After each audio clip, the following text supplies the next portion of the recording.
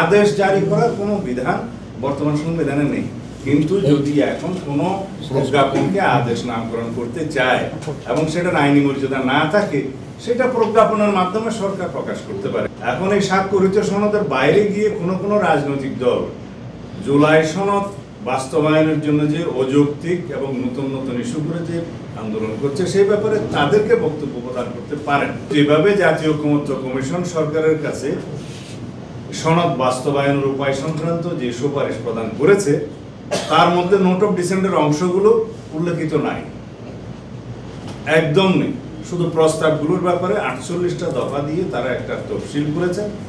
সেই তফসিলের প্রস্তাবগুলো সম্পর্কে গণভোটের প্রস্তাব করেছে।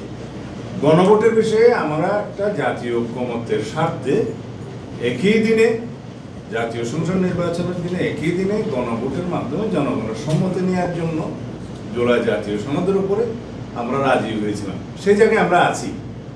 এখন এই স্বাক্ষরিত সনদের বাইরে গিয়ে কোনো রাজনৈতিক দল জুলাই সনদ বাস্তবায়নের জন্য যে অযৌক্তিক এবং নতুন নতুন ইস্যু করে যে আন্দোলন করছে, সেই ব্যাপারে তাদেরকে বক্তব্য প্রদান করতে পারেন।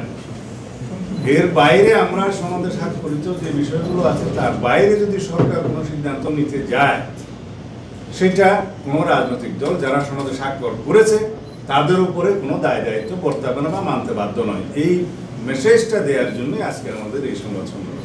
আদেশের বিষয়ে আমরা স্পেসিফিক কোনো প্রস্তাব এরকম দেইনি যে আদেশ কে জারি করবে।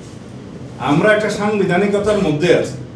সাংবিধানিকভাবে এই সরকার শপথ নিয়েছে, সবকিছু আইনানুগভাবে চলছে। তা এখন কোনো অধ্যাদেশ জারি করার ক্ষমতা এই সংবিধান অনুসারে রাষ্ট্রপতির।